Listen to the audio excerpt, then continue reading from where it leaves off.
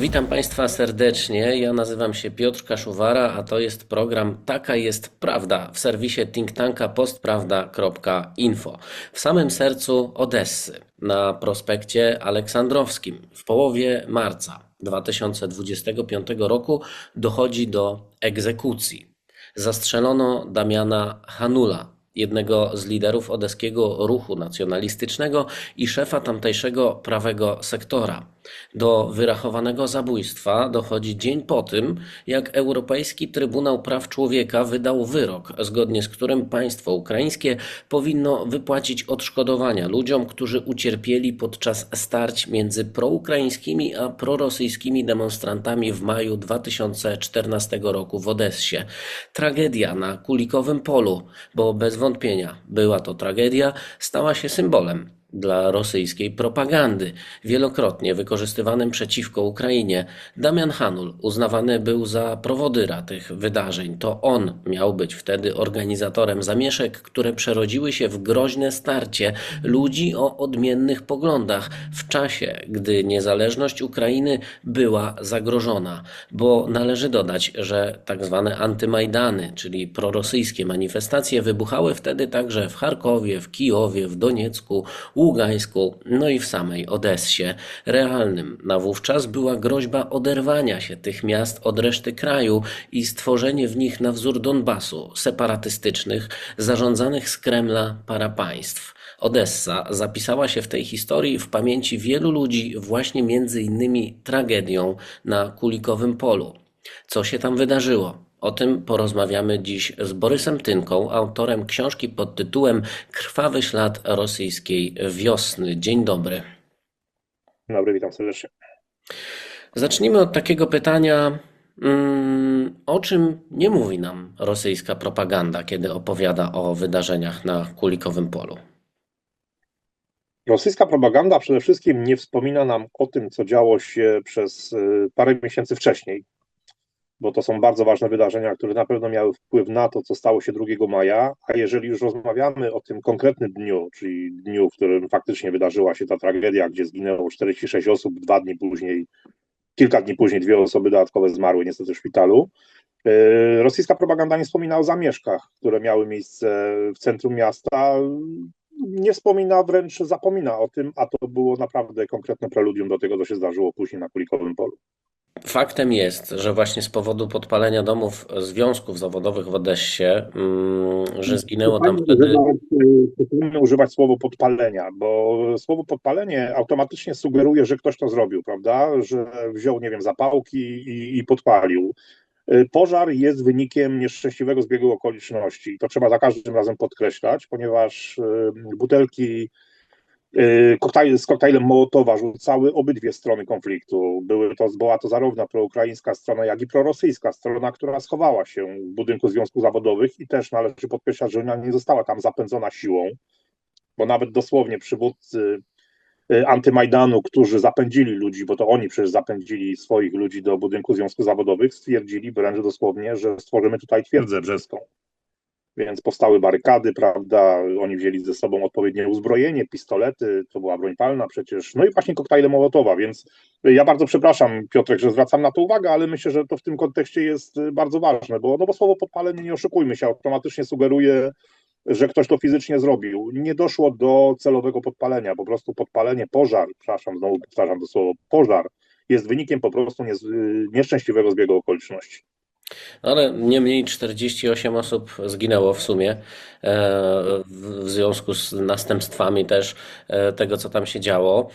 Ludzie, i tutaj też musimy to sobie jasno powiedzieć, ginęli niejednokrotnie tam w męczarniach.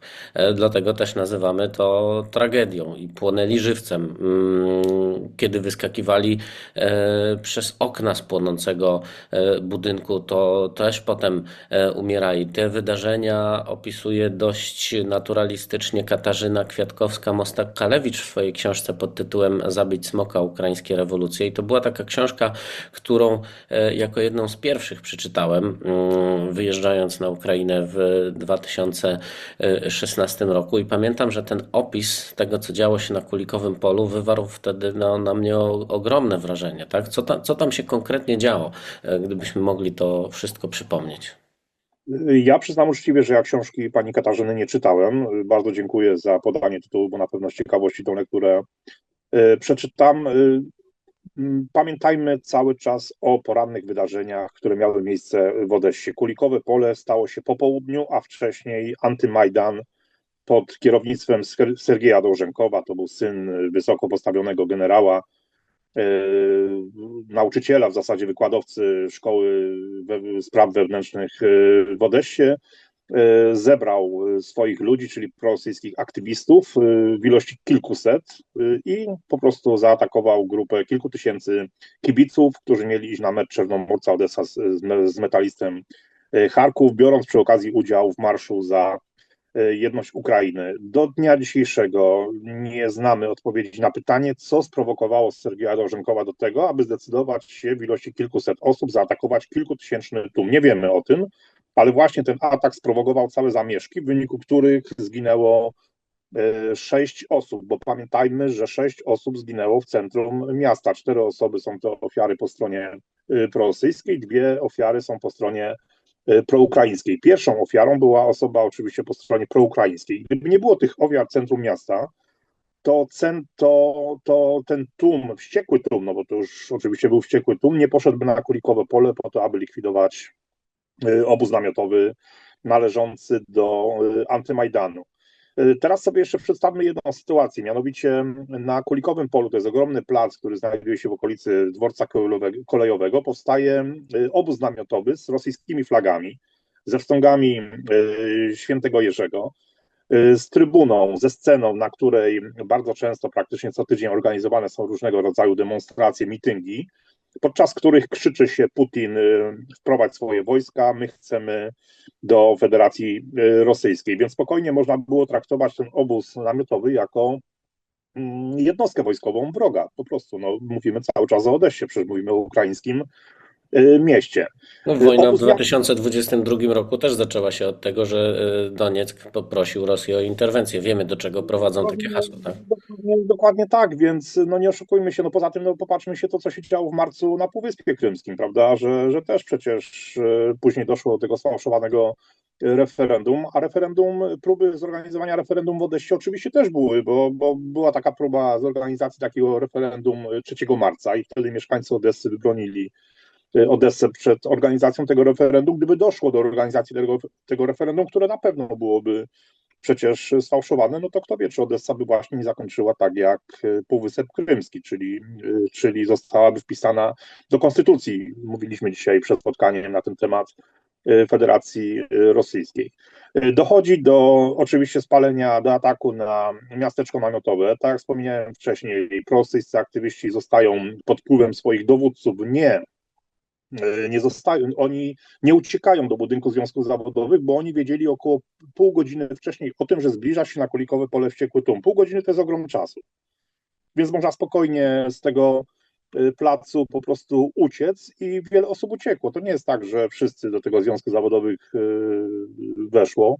Mnóstwo osób jednak mimo wszystko ten plac opuściło, no ale kilkaset osób zdecydowało się od tego domu związków zawodowych niestety wejść, twierdząc, że urządzą sobie w tym domu związków zawodowych twierdzę brzeską. Zrobili barykadę z palet, wzięli ze sobą nawet agregaty prądotwórcze do środka, wzięli broń, wzięli koktajle Mołotowa. Zresztą są filmy w internecie, na których z dachu związków zawodowych te koktajle Mołotowa rzucane są w tłum proukraińskich aktywistów. Oczywiście dochodzi do agresji, to nawet nie ma o czym mówić, do agresji z dwóch stron, ze strony proukraińskich aktywistów jak najbardziej również i tutaj na pewno nie będę próbował ich usprawiedliwiać. Dochodzi do pożaru, niestety, dochodzi do pożaru. Od której butelki ten pożar się zaczął, my tego nie wiemy. Nie jesteśmy w tego stwierdzić. Ja czytałem ekspertyzę specjalisty Władysława Balińskiego. Ja rozmawiałem z nim osobiście, więc myślę, że wiem na ten temat dosyć dużo i on stwierdził faktycznie, że nie jesteśmy w stanie stwierdzić. No pożar zaczął się oczywiście od drzwi wejściowych, prawda? Zaczęła płonąć barykada, ale te butelki latały w dwie strony, także naprawdę bardzo ciężko to stwierdzić, nawet nie ma sensu tego robić. Trzeba to podkreślać oczywiście, że pożar jest wynikiem nieszczęśliwego wypadku z tego względu, że jednak ta strona rosyjska w dalszym ciągu będzie podkreślać to, że ci ludzie zostali spaleni żywcem, że ten budynek został podpalony. Ludzie nie cierpieli długo, proszę mi wierzyć. Ja wiem, że to bardzo brzydko zabrzmi, ale tam temperatura się taka wytworzyła. Ja też czytałem ekspertyzę dotyczącą właśnie tego, że ludzie umierali bardzo, bardzo szybko. Ja nie chcę tutaj, nie wiem, żebyście Państwo mnie źle odebrali, ale no, na pewno ludzie nie płonęli żywcem, oprócz tych, którzy oczywiście skakali, po prostu wybierali skok z wysokiego piętra, no z racji po prostu podnoszącej się temperatury, prawda? No tam temperatura była straszna, powstał tak zwany ciąg, tam jest taka ogromna klatka schodowa, ja byłem w tym budynku związków zawodowych, więc po prostu otwieranie okien w pokojach w związku z próbą przewieczenia tych pokoi, bo przecież tam zaczęła się palić farba, zaczęły się palić meble, po prostu spowodowało, że ten płomień poszedł do góry i narobił takich szkód, mówię w tym momencie o ofiarach śmiertelnych, bo to przecież nie ma co mówić o zniszczeniach domu, tylko o stratach ludzkich.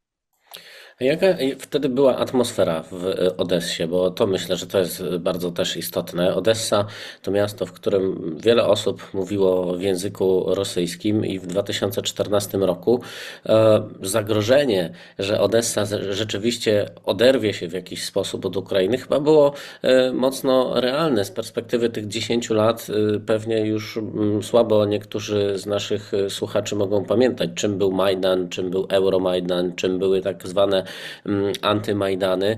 To, że w Odessie ostatecznie nie doszło do stworzenia tego parapaństwa separatystycznego, to był wynik między innymi tego, że jednak ta proukraińska część mieszkańców miasta zaprotestowała przeciwko temu, ale blisko naprawdę było. Blisko było również w Charkowie, blisko było w Dniepropietrowsku, a stało się to w Doniecku i Ługańsku, które do dziś są pod jurysdykcją Rosji.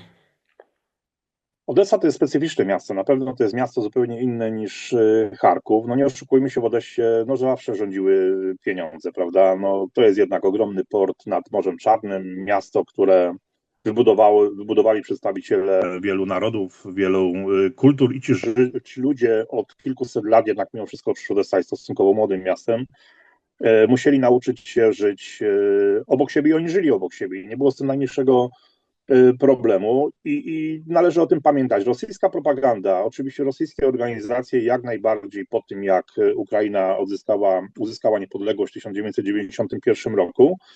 Początkowo Rosja, dobrze pamiętamy, przecież siedziała tak cichutko ze względu na sytuację finansową, bo nie oszukujmy się, jednak Rosja była wtedy biednym państwem i na niewiele mogła sobie wtedy pozwolić, ale w miarę upływu czasu jednak ta rosyjska propaganda zaczęła pracować już głównie po tym, jak urząd prezydenta Federacji Rosyjskiej objął Putin, więc były ułożone ogromne pieniądze na właśnie Rozsadtrudniczestwo. To jest taka organizacja, która właśnie miała zajmować się, że tak powiem, no właśnie, szerzeniem właśnie tej rosyjskiej propagandy, szerzenie tego tak zwanego rosyjskiego świata, prawda, ruskiego mira.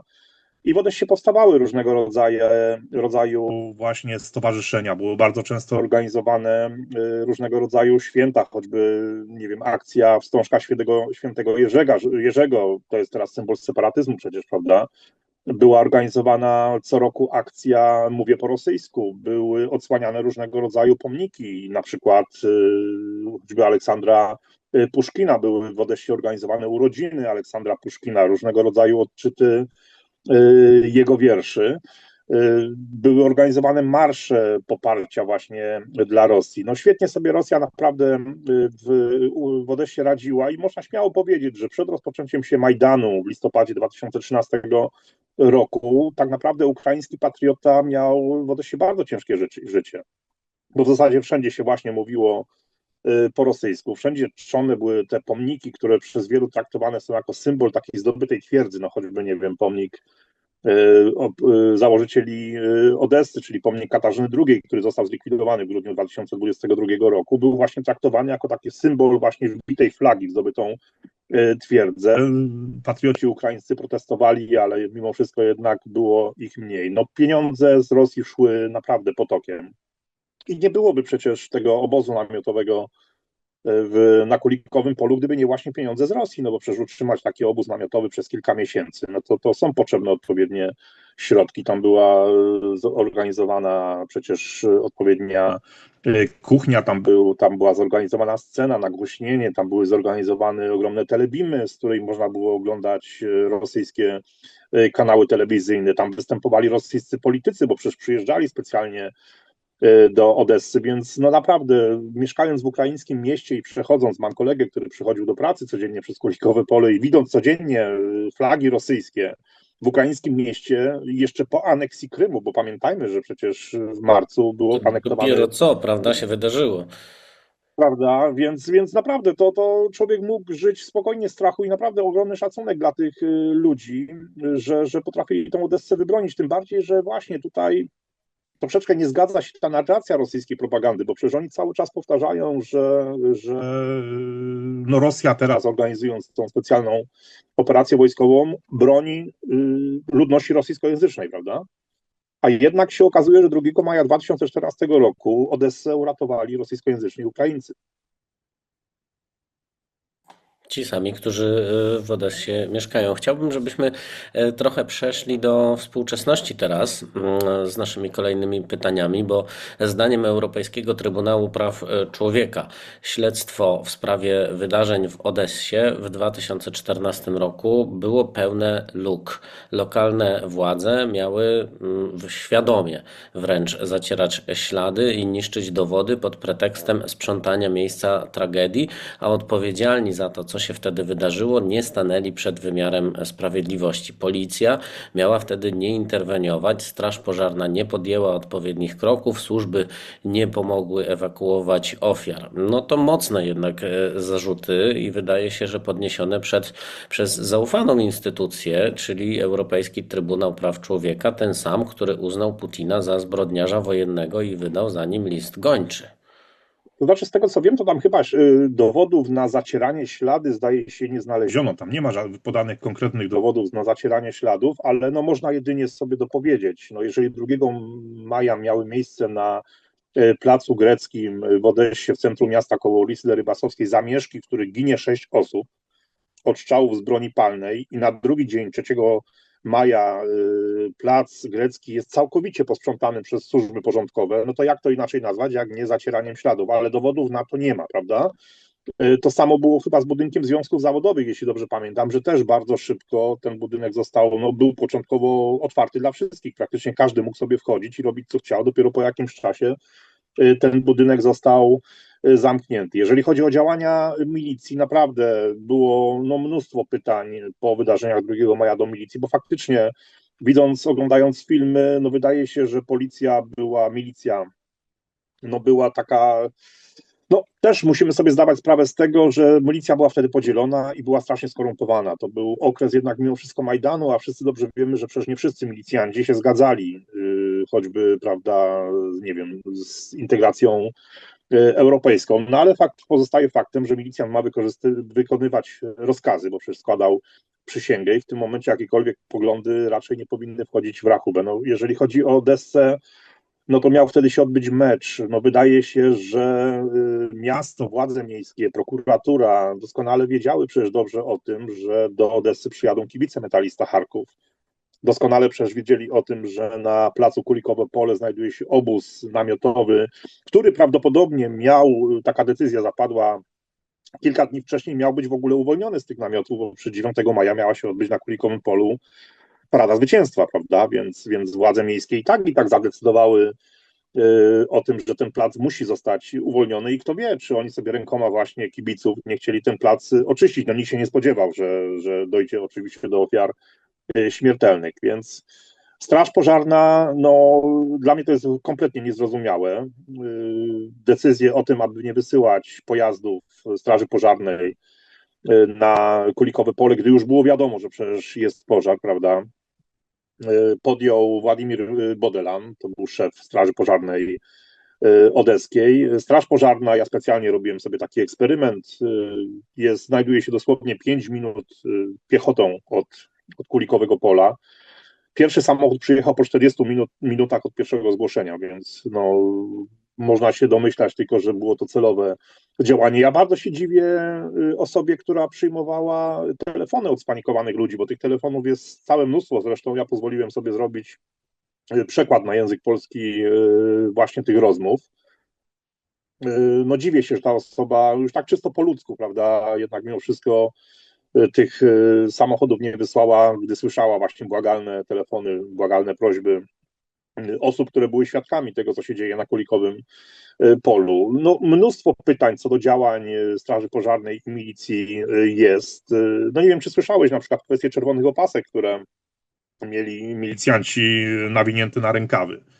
Przez bardzo długie miesiące, lata wręcz zadawano pytanie, no po co były te opaski, czy przypadkiem oni tych czerwonych opasek, zwykłych taśm nie mieli, nie nawinęli ich na rękawy tylko po to, żeby się po prostu jakoś odróżniać. No, później to wytłumaczono jakoś inaczej, między innymi zrobił to Sergiej Dibrow, jeden z członków założycieli grupy 2 maja, grupa 2 maja. To była grupa specjalistów, która współpracowała z Europejskim Trybunałem Praw Człowieka i praktycznie wszystkie delegacje zagraniczne, które przyjeżdżały do Odessy, aby porozmawiać na temat wydarzeń z 2 maja, właśnie kontaktowała się z grupą 2 maja. To byli specjaliści, to byli milicjanci, to byli dziennikarze, więc to byli naprawdę ludzie przede wszystkim obiektywni, prawda, którzy tą sprawę badali. Co ciekawe jeszcze, ja tak dodam pewną informację, o której dowiedziałem się dosłownie wczoraj, no bo z wieloma ludźmi na temat wyroku Europejskiego Trybunału Praw Człowieka rozmawiałem i wczoraj dowiedziałem się, że Antymajdan, czyli ta strona prorosyjska, również robiła swoje takie prywatne dochodzenie. Jak to się stało, kto zapędził ludzi do tego budynku związków zawodowych, kto jest winnym.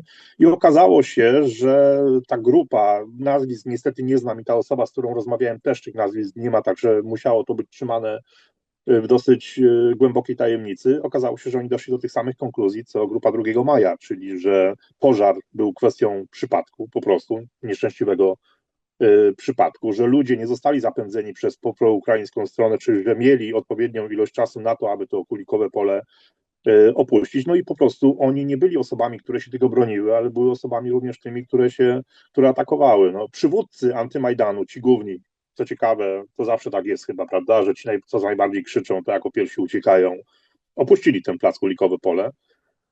Prawda, a ci, którzy zostali, no cóż, odbierali choćby nawet telefony od Kaurowa. Kaurow to był taki działacz Antymajdanu z Odessy, który na przykład mówił ludziom: słuchajcie, zostańcie jeszcze w tym domu związków zawodowych, brońcie się, bo już czołgi z Naddniestrza jadą do Odessy, więc już niedługo was tam Putin, wojska rosyjskie uratują. Więc to było takie podtrzymywanie na siłę. No niestety zakończyło się to właśnie mnóstwem ofiar śmiertelnych i na pewno nie jest to akceptowalne.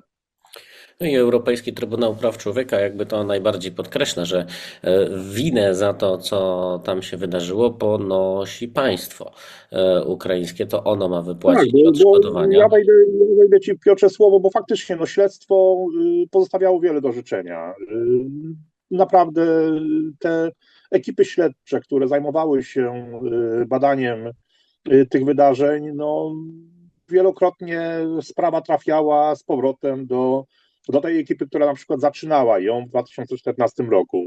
Powstała specjalna komisja przecież, która składała się z polityków Werchownej Rady i tak naprawdę no, czym się zakończyło śledztwo? Kto został ukarany? Tak naprawdę oficjalnie została ukarana tylko jedna osoba, która zresztą otrzymała wyrok nie w zawieszeniu, przepraszam, tylko in absentia, czyli no to jest osoba, która przebywa na terenie Federacji Rosyjskiej. To jest Fucedzi, policjant, który wtedy kierował, można powiedzieć, milicją. To był zastępca, nazwijmy to, komendanta głównego odeskiej milicji. On wtedy kierował milicjantami w czasie tych zamieszek. Robił to nieudolnie albo robił to po prostu celowo. To jest jedyna osoba, która została ukarana. On kilka dni po wydarzeniach w Odessie 2 maja po prostu opuścił przez Mołdawię, wyjechał do Rosji. Tam teraz przebywa chyba w Nowogrodzie.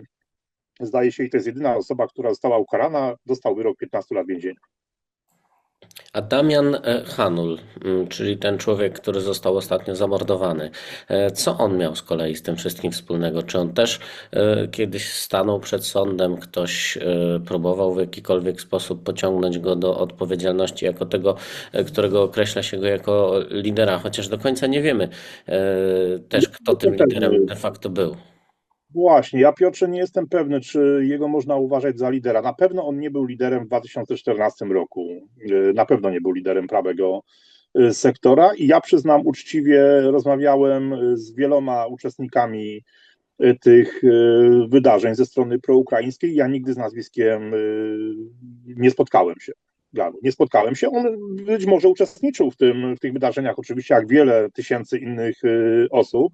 On był wtedy przecież młodym człowiekiem, bo to było 11 lat temu. Teraz on miał wtedy 19-20 lat bodajże, jeżeli dobrze liczę, ale nie zaliczyłbym go do przywódców. Być może był w czołówce tej wierchuszce, nazwijmy to, prawego sektora, ale ja nie ukrywam, że spotkałem się z innymi nazwiskami, które na przykład nigdy mi o tym człowieku nie wspominały. Ja nie znałem go osobiście. Ja mam przyjaciół, którzy no, przyjaźnili się z nim, no choćby Wład Baliński przecież, który był uczestnikiem grupy 2 maja, specjalistą, był chemikiem od spraw właśnie pożaru. To był aktywista bardzo w Odessie szanowany, aczkolwiek też przez wielu znienawidzony, bo jak to w większym mieście, jeden aktywista podoba się jednym, drugim może przeszkadzać, prawda? Więc te jego działania były bardzo kontrowersyjne. Nie wszyscy się z nim zgadzali, ale no, na pewno śmierć nie jest tego wytłumaczeniem, prawda? No była to egzekucja, wszyscy dobrze wiemy, bo tak to wyglądało. No motywy, pytanie, czy to był zbieg okoliczności, prawda, że w jeden dzień zostaje wydany wyrok Europejskiego Trybunału Praw Człowieka, a na drugi dzień zostaje zabity Ganu. No jedno jest pewne, on naraził się Federacji Rosyjskiej, tutaj nawet nie ma o czym mówić. Federacja Rosyjska, propagandziści ujawnili jego dane osobowe, łącznie z adresem zamieszkania, gdzie on mieszkał w Odessie, więc on się zwracał do SBU z prośbą o ochronę. Tej ochrony mu niestety SBU nie udzieliło, no i skończyło się to niestety tak, jak się zakończyło. No i też chyba w pobliżu tych wydarzeń, prawda, z 2014 roku. Tak, to też jest, to w ogóle jest naprawdę niesamowity zbieg okoliczności, że przecież na Aleksandrowskim Prospekcie zbierali się antymajdanowcy po to, aby w ilości kilkuset osób ruszyć na kibiców proukraińskich, a jeszcze kilka lat wcześniej przecież tam został zabity, nie wiem czy znasz tą sprawę, Maksim Czajka, to był proukraiński nacjonalista, który również został tam dźgnięty kilkakrotnie nożem, on zmarł w drodze do szpitala i to też była bardzo głośna sprawa w Odessie, zresztą nawet na Aleksandrowskim Prospekcie jest deska pamiątkowa, tablica pamiątkowa właśnie poświęcona pamięci Maksima Czajki. To był nacjonalista ukraiński, to był kibic Czernomorca Odessa. Wielu mogłoby go uważać za, nie wiem, jakiegoś chuligana, prawda, który bardzo często uczestniczył w różnego rodzaju bójkach, ale był to młody człowiek, który kochał Ukrainę i faktycznie mogło jego zachowanie być kontrowersyjne, ale na pewno nie zasłużył na śmierć. I to też się zdarzyło dosłownie kilkaset metrów właśnie od miejsca, gdzie został zabity Ganu. A czy Twoim zdaniem przez ostatnie 10 lat ukraińska strona próbowała w jakikolwiek sposób ukrywać to, że rzeczywiście doszło do takiej tragedii, że nie powinna ona się wydarzyć, tak? Czy w jakiś sposób ta tragedia na Kulikowym Polu była gloryfikowana, była przedstawiana jako coś, co dobrze, że się właśnie wydarzyło tym wszystkim prorosyjskim protestantom, czy może nie było w ogóle nic takiego, bo ja raczej kojarzę, że pełniący obowiązki prezydenta Aleksandr Turczynow zaraz po tych wydarzeniach ogłosił żałobę narodową ku pamięci ofiar, a kilkusetosobowa grupa zwolenników Euromajdanu udała się w samo miejsce tragedii i też uczciła te ofiary. Więc czy rzeczywiście Ukraina starała się w jakiś taki zły sposób wykorzystać wydarzenie, do którego no absolutnie nie powinno dojść? To znaczy na pewno dla Odessy to była ogromna tragedia, bo mnie w Odessie wtedy nie było, więc ja tutaj też nie chcę opowiadać, co się wtedy działo niby z własnej autopsji, no bo nie mam prawa tak mówić, nie było mnie wtedy, ale rozmawiałem z ludźmi przecież, którzy w tym okresie w Odessie mieszkali. Wtedy Odessa ucichła. Odessa to jest niesamowite żywe miasto, zresztą znasz przecież Odessę, byłeś wielokrotnie w Odessie. To jest miasto, które żyje cały czas, praktycznie nawet teraz w czasie wojny, ale wtedy miasto ucichło. Ludzie jeździli tramwajami, trolejbusami, autobusami, marszrutkami, nie odzywając się dosłownie do siebie. Tak, odbyła się panichida na Kulikowym Polu. Ludzie z szacunkiem przyszli zapalić znicze przed budynkiem związków zawodowych, bo w pewnym momencie w Odessie zapomniano, kto był po jakiej stronie. Czy ktoś był po stronie proukraińskiej, czy prorosyjskiej. Zginęli ludzie, prawda? W większości byli to Odesici, mieszkańcy Odessy, więc starano się za każdym razem podkreślać. Powiem Ci jeszcze jedno, bo też o tym bardzo rzadko się mówi. To też jest ważne w kontekście tego, co stało się po 2 maja. Bo oczywiście większość Odessy szanowała pamięć zmarłych i starała się jednak mimo wszystko sytuację uciszyć. Był nawet koncert zorganizowany w Filharmonii, gdzie siedzieli obok siebie ludzie ze wstążeczkami Ukrainy i wstążeczkami Świętego Jerzego i wszyscy mieli łzy w oczach i słuchali koncertu. Tak było. Był to koncert specjalnie zorganizowany pamięci właśnie zmarłych. Ale największym zagrożeniem dla Odessy nawet, i to właśnie bardzo rzadko się o tym mówi, nie był 2 maja. Największym zagrożeniem dla Odessy był 4 maja, bo z 2 na 3 maja zostało mnóstwo osób aresztowanych i zawiezionych do komendy milicji na ulicę Preobrażańską. A 4 maja zebrali się zwolennicy antymajdanu w ilości kilkuset albo nawet ponad 1000 i oni szli tych ludzi uwolnić. Wtedy została zdobyta przez nich komenda milicji na ulicy Preobrażeńskiej. Ludzie zostali wypuszczeni, ci wszyscy uwięzieni i właśnie dzięki temu wiele osób w ogóle wyjechało z Ukrainy, więc wtedy było największe zagrożenie, bo wyobraźmy sobie, co by było, gdyby ci ludzie na przykład zdobyli magazyn z bronią, prawda? No wtedy to się nie udało, ale faktycznie no to wtedy naprawdę bezpieczeństwo Odessy stanęło pod ogromnym znakiem zapytania. Myślę, że wprowadzona przez Turczynowa wtedy żałoba to było bardzo dobre rozwiązanie i pewnie troszeczkę stonowało tą naprawdę gorącą atmosferę. Ale cóż, no dobrze wiemy, że później jednak mimo wszystko zaczęła to rosyjska strona bardzo podgrzewać, prawda? Bo przecież powstał to sformułowanie odeski Hatyń, prawda? Więc w dalszym ciągu były podkreślane jednak mimo wszystko cierpienia tych ofiar, które zginęły w wyniku rzekomego podpalenia przez stronę proukraińską. I ja sobie tak myślę, że właśnie wtedy wiele osób, choćby z Donbasu, gdzie sytuacja była przecież bardzo napięta, wiele osób zdecydowało się walczyć ze stroną ukraińską, gdyż widząc te obrazki, bo przecież zdjęcia spalonych ciał pojawiły się w sieci, prawda, w internecie, one były dostępne i one chyba są dostępne w dalszym ciągu, jeżeli ktoś by chciał poszukać, no to wiele takich osób, które zobaczyło takie obrazki, pomyślało sobie to, co my pomyśleliśmy w marcu, pamiętasz, 2022 roku, gdy zobaczyliśmy obrazki z Buczy, prawda, czyli nie ludzie, potwory i wiele osób, podejrzewam, zdecydowało się właśnie na walkę przeciwko Ukrainie, bo zobaczyło te kłamliwe albo inaczej, takie podsycone właśnie nienawiścią obrazki. Do tego doszły pieniądze z Kremla, bo wielu działaczy antymajdanu jednak wyjechało za granicę, uciekło z Ukrainy, choćby Oleg Muzyka, który był wtedy dosyć takim aktywnym działaczem właśnie antymajdanu. On opuścił Ukrainę, on chyba ścigany jest teraz listem gończym Ukrainie, więc zapewne do Ukrainy powrotu nie ma, ale on za pieniądze Kremla organizował różnego rodzaju wystawy właśnie tych zdjęć, choćby w Parlamencie Europejskim.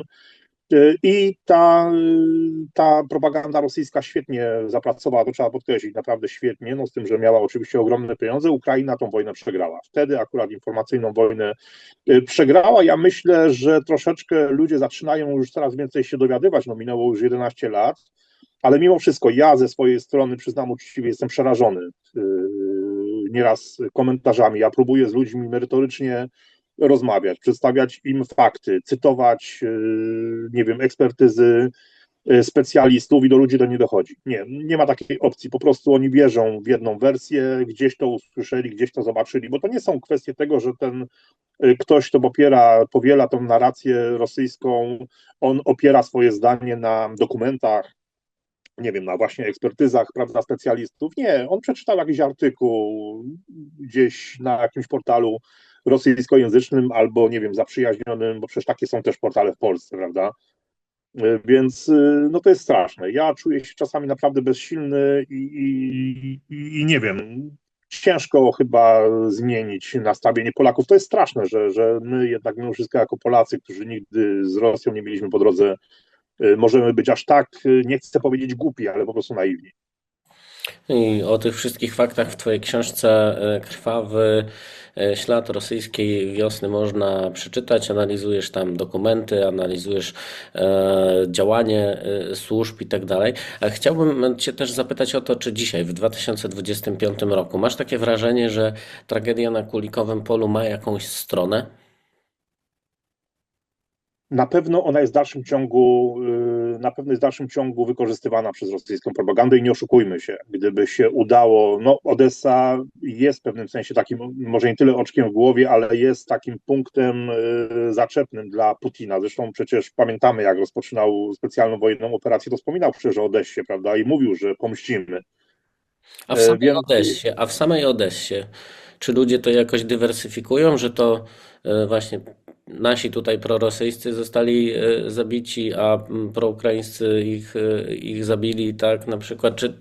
Czy w samym mieście Odessa ta tragedia ma jakąś... Rozmowa na temat 2 maja powraca coraz bardziej w Odessie. To prawda, powraca coraz bardziej z racji tego, że Odessa jest podzielonym miastem teraz bardzo, niestety. I to się dzieje od kilku miesięcy i w zasadzie to się dzieje, można powiedzieć, od lipca zeszłego roku, kiedy gubernator wojenny Odessy podjął decyzję o zmianie nazw wielu ulic. Więc jest taki konflikt w Odessie i mieszkańcy Odessy, ja kiedyś sam stwierdziłem, może to za dużo powiedziane, ale użyłem takiego stwierdzenia, że kto wie, czy przypadkiem wy sami siebie nie pozabijacie, czy wam tak naprawdę jest potrzebna do tego wojna, bo tyle słów nienawiści, co ja przeczytałem w komentarzach właśnie pod różnymi postami, czy nie wiem, na grupach w Telegramie, Odesitów w stosunku do Odesitów, czyli mówimy w tym momencie o mieszkańcach własnego miasta, że no naprawdę aż głowa boli. W tym momencie za poglądy można naprawdę być zwyzywanym od, nie wiem, osoby, która czeka na ruski mir, prawda?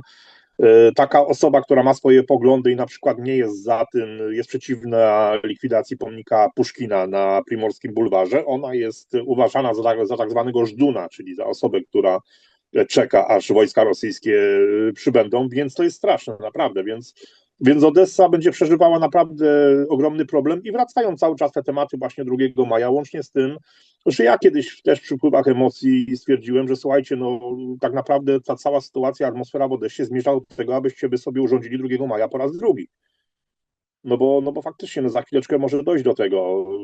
Oby tak nie było, obym się mylił, ale jest to niewesołe. No, jeżeli chodzi o wykorzystywanie strony ukraińskiej tej tragedii, nie widzę tego, aby strona ukraińska to wykorzystała. Wręcz mam wrażenie, że o tym się jednak mimo wszystko nie mówi. Że te rozmowy dotyczące 2 maja narastają właśnie w okolicach 2 maja, prawda? Gdy w czasie wojny jest wprowadzana wtedy wydłużona godzina policyjna, bo tak było, pamiętam w 2022 roku, ja wtedy byłem w Odessie i akurat ta godzina policyjna po to, aby uniknąć niepotrzebnych, nie wiem, demonstracji albo prowokacji, godzina policyjna została wprowadzona od godziny 23 bodajże do 3 do godziny 6 rano, czyli po prostu chodziło o to, aby ludzi 2 maja pozamykać w domach, żeby nikt nie wychodził. Więc no, ten temat na pewno będzie wracać. No nie oszukujmy się, no jest to czarna karta historii Odessy i o tym się będzie bardzo dużo jeszcze mówić, ale myślę, że Ukraina jednak mimo wszystko zrozumiała już w większości ci, którzy, no bo są osoby, które wierzą w te mity, spekulacje, bo przecież tych mitów i spekulacji pojawiło się bardzo mnóstwo, no choćby przecież mówimy o 48 osobach, a przecież w pierwszych tygodniach czy miesiącach bardzo aktywnie funkcjonowała w Odessie i w ogóle w Ukrainie plotka, że tam zginęło kilka tysięcy osób. Że to setki osób zginęły, które były wywożone pod osłoną nocy starami, no, czy tam jakimiś tam samochodami ciężarowymi.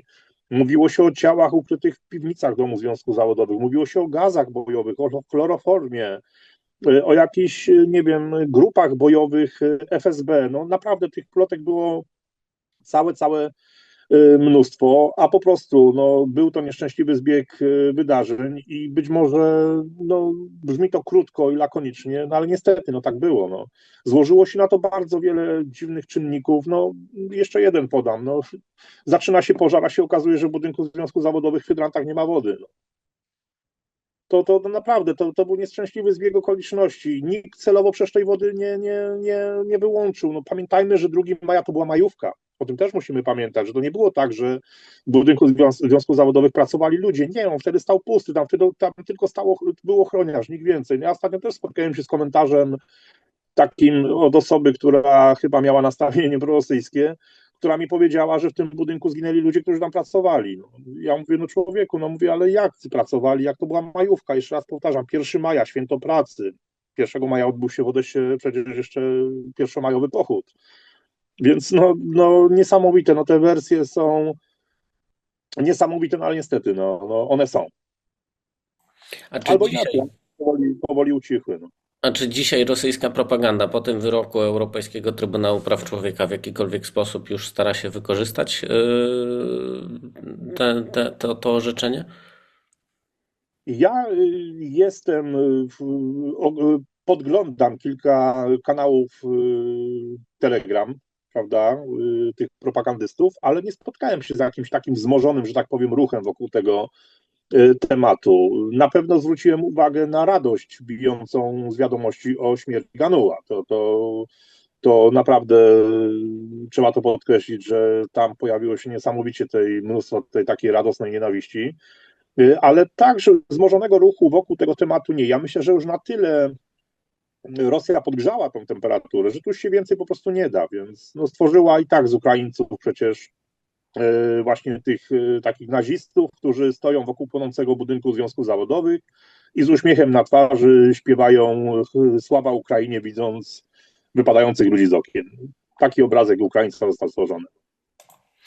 Powiedział Oczywiście nie Borys, powiedział Borys Tynka, autor książki pod tytułem Krwawy ślad rosyjskiej wiosny, właśnie dotyczących wydarzeń z 2 maja 2014 roku. Każdy, kto jest zainteresowany szczegółami tej historii, tę książkę zdecydowanie powinien mieć na półce.